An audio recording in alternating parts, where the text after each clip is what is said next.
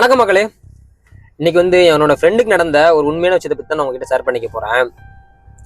அவர் பேர் ராஜா. அவருங்க சிங்கப்பூருக்கு வரப்போ பார்த்தீங்கன்னா அவருக்கு வயசு வெறும் 21 தான். அப்போ நான் கேட்டேன், என்ன இவ்வளோ சிறு வயசுலேயே நீ வெளிநாட்டுக்கு வந்துட்ட, உனக்கு என்ன பிரச்சனை அப்படின்னு சொல்லி நான் கேட்டேன்.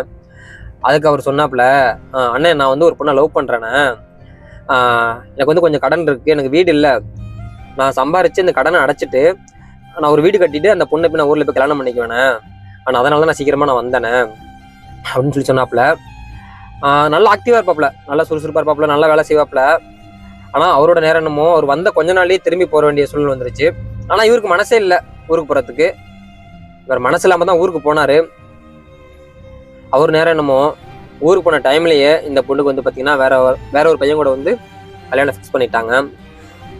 அந்த பொண்ணு ஃபோன் பண்ணி, என்னை எப்படியாவது நீ கூட்டிகிட்டு போயிரு, எங்கள் அப்பா அம்மா எனக்கு விருப்பமே இல்லாமல் கல்யாணம் பண்ணி வைக்கிறாங்க, எங்கேயாவது நம்ம போயிடலாம் வா அப்படின்னு சொல்லி அந்த பொண்ணு இவனுக்கு ஃபோன் பண்ணி கூப்பிட. இவன் ஆல்ரெடி வீடு இல்லை, கையில் காசு இல்லை, கடன், இதெல்லாம் யோசிச்சுட்டு இருக்கும்போது அந்த பொண்ணுக்கு கல்யாணம் முடிஞ்சிருச்சு. அன்னையிலேருந்து இன்ன வரைக்கும் அந்த பையன் குடிச்சுக்கிட்டு தான் இருக்கான். நான் எவ்வளவோ தடவை சொல்லி பார்த்துட்டேன். அந்த பொண்ணை நினைச்சு உருகி உருகி இன்ன வரைக்கும் குடிச்சிட்டு இருக்கான். அதுல இருந்து அவனால வெளியில வர முடியல. 3 வருஷமா ஒரு ஆசையோட ஒரு கனவுக்குள்ள விளையாட்டுக்கு வந்த பையனை அப்படியே பார்த்தீங்கன்னா அப்படியே தலைகளை திருப்பி போட்டுருச்சு அவனோட வாழ்க்கை. இது எங்க போய் முடியும்னு தெரியல. இந்த மாதிரி யாருக்கும் நடக்கூடாதுன்னு நான் வேண்டிக்கிறேன்.